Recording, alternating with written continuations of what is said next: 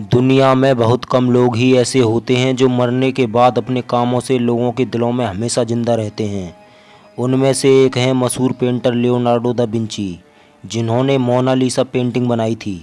Leonardo da Vinci का जन्म 15 अप्रैल 1452 को इटली के विंची शहर में हुआ था, इसलिए उनके नाम के पीछे विंची लगाया जाता है। विंची इटली के एक वैज्ञानिक, खोजकर्ता और एक कलाकार थे।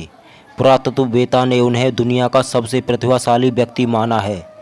लियोनार्डो दा विंची एक ही बार में एक हाथ से लिख सकते थे और एक हाथ से पेंटिंग कर सकते थे। इन्होंने ही मोनालिसा पेंटिंग बनाया था, जो आज फ्रांस के लोuvre म्यूजियम में मौजूद है और इसकी कीमत 5253 करोड़ रुपए है। इस पेंटिंग को अलग अलग एंगल से देखने पर मोनालिसा की स्माइल अलग अलग नज़र आती है। अगर आप खुश हैं तो खुश नज़र आएगी, अगर आप दुखी हैं तो दुखी नज़र आती है।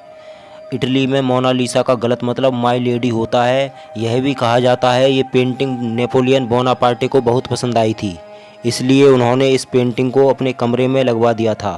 लेकिन 1757 में मोनालिसा पेंटिंग को फ्रांस में पाया गया था। पर सोचने वाली बात यह है, पेंटिंग वहाँ पहुँची कैसे, ये आज भी एक रहस्य है।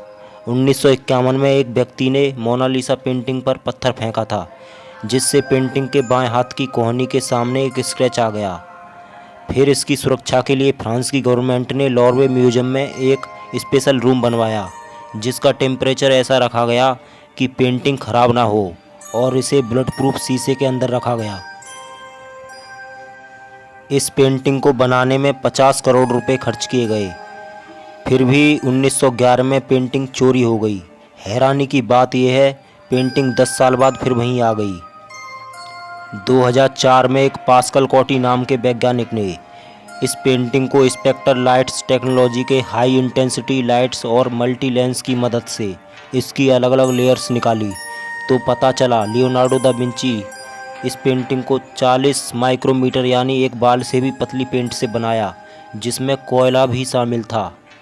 इसमें भले ही आपको आश्चर्य ना लगे, पर इतना पतला पेंट होने पर भी 500 सालों से पेंटिंग सुरक्षित है।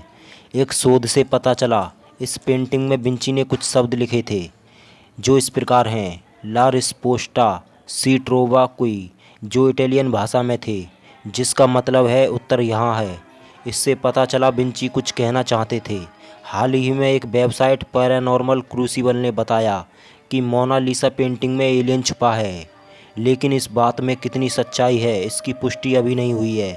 लेकिन मोनालिसा की पेंटिंग दाएं बाएं करके मिलाने पर एलियन की आकृति बनती है। आश्चर्य की बात तो ये है, आकृति ठीक वहीं बनती है जहां विंची ने लिखा था। दोस्तों, आपकी क्या राय है इस विषय में? कमेंट सेक्शन में ज़रूर लिखिएगा, और ऐसी ही अमेजिंग वीडियो के लिए लाइक, शेयर एंड सब्सक्राइब।